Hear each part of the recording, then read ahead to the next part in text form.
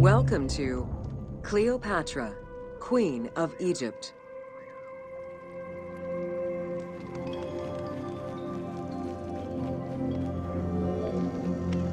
Cleopatra VII Theophilopator ascended the throne in 51 BCE at the age of 18. Though her early attempts to maintain power were often challenged, she eventually prevailed and became the sole ruler of Egypt. According to Plutarch, she was the only Ptolemaic pharaoh to speak the Egyptian language. Her intelligence, coupled with a good education and a great political mind, allowed her to make the alliances necessary to maintain the independence of Egypt while Rome was becoming a Mediterranean empire.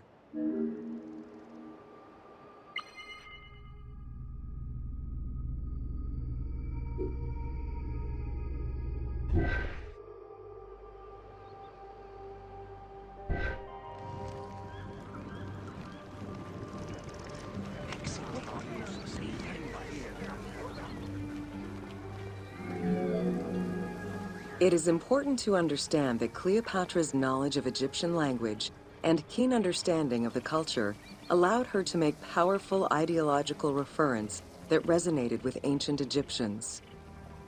By associating herself with the goddess Isis, the Divine Mother, great of magic, and repository of divine essence, Cleopatra firmly established herself as the protector of the two lands and legitimized her place on the throne.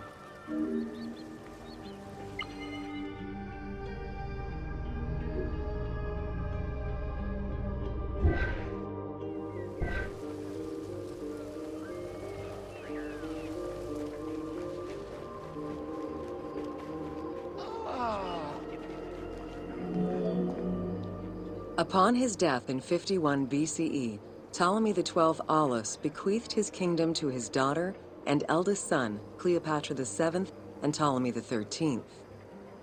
As was custom, the siblings were married. The new pharaoh was 10 years old, his sister wife 17. The early years of their reign were not easy.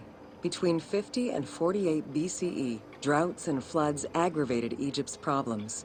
General Achilles and the royal advisor Pothinos kept intervening in the young ruler's political decisions and eventually colluded to turn Ptolemy XIII against Cleopatra.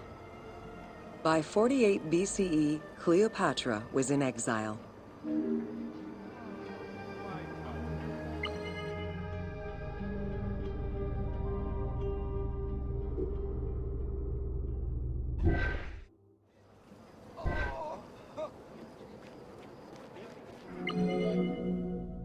During Cleopatra's exile, the Roman Empire was not without its own internal conflict. Caesar and Pompey were at war with one another, and after his defeat in 48 BCE, Pompey fled to Alexandria in the hope of finding refuge. This turned out to be an unwise decision. Listening to his advisors, Ptolemy XIII elected to have Pompey assassinated, his head kept as a gift, in the hopes of acquiring Caesar's favor. This gambit backfired. Instead of earning approval, the murder of a Roman greatly angered Caesar.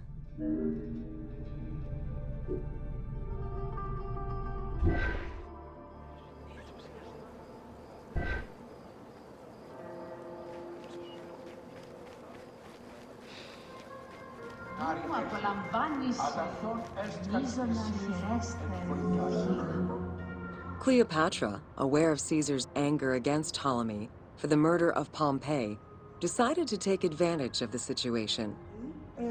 She returned to Egypt in secret, hoping to establish an alliance with one of the most powerful men of the time.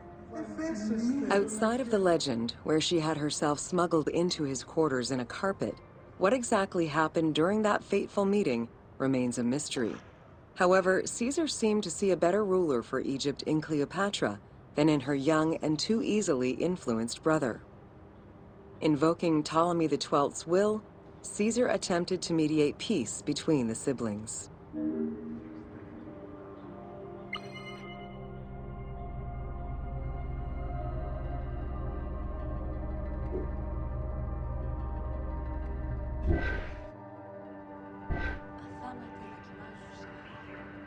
Καλώς. Έδειξε. Ptolemy XIII was enraged by the turn of events, and his advisors were none too happy to see Cleopatra return. Urged on by General Achillas and Pothinos, the young pharaoh plotted against Caesar and Cleopatra, resulting in the siege of Alexandria in 47 BCE. It was in March 47 BCE that Caesar defeated Ptolemy XIII's forces. The young pharaoh drowned in the Nile after having fled the battlefield. With her opponents dead or powerless, Cleopatra married her other much younger brother, Ptolemy XIV, and finally claimed the throne of Egypt for good. The end of the Alexandrian War also cemented the romantic and political alliance between Cleopatra and Caesar.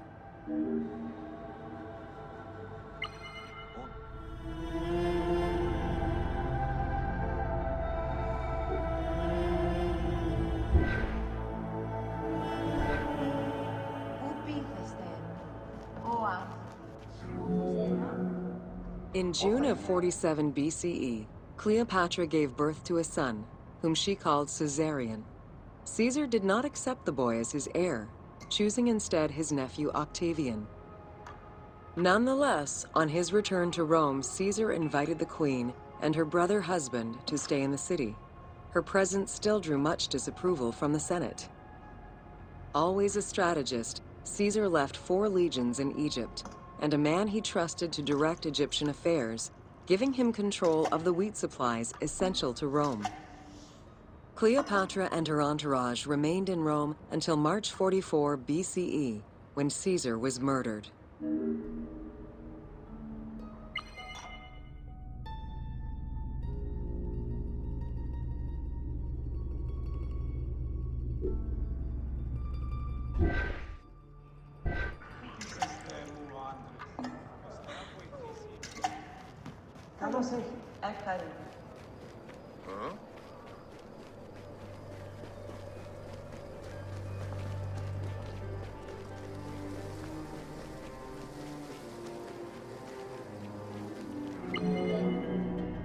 Caesar's most faithful ally, Mark Antony, often visited the Queen of Egypt during his stay in Rome. Unlike most, he recognized the legitimacy of Caesarion, the natural son of Caesar. Antony knew he would need the riches of Egypt in order to fight Octavian and claim the Roman Empire. Cleopatra, in return, saw a powerful ally. In the winter of 41 BCE, she arranged a sumptuous tour of Egypt by boat to show Antony the wealth of her country and the power she held as its ruler. A romantic and political relationship followed. The Roman Senate was once again most displeased. To calm spirits in Rome, Antony married Octavia, sister of Octavian.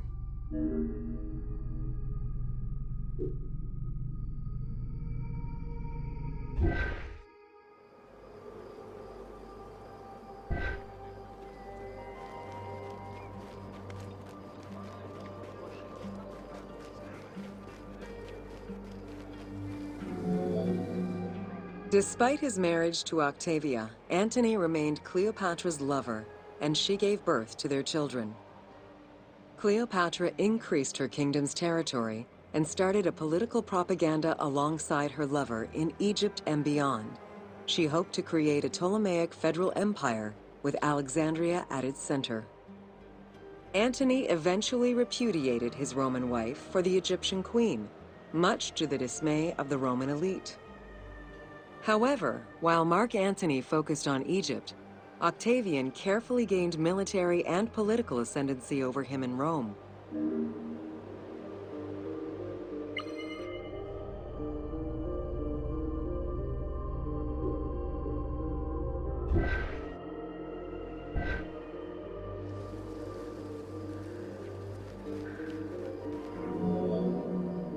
Octavian managed his own propaganda campaign and succeeded.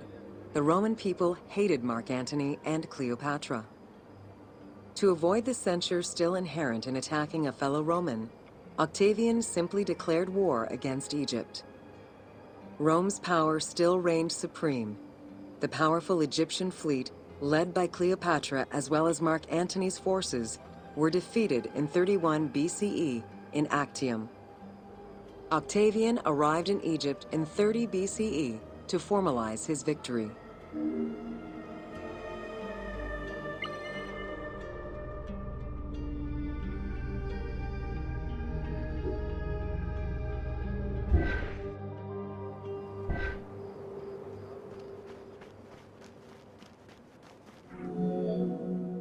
The following events remain difficult to confirm due to the many versions and legends around them. It is believed that after hearing a rumor about Cleopatra's suicide, Mark Antony committed suicide himself. He was brought to the queen as he slowly passed away. Knowing that Octavian would have her chained and paraded through Rome in defeat, Cleopatra planned her own suicide.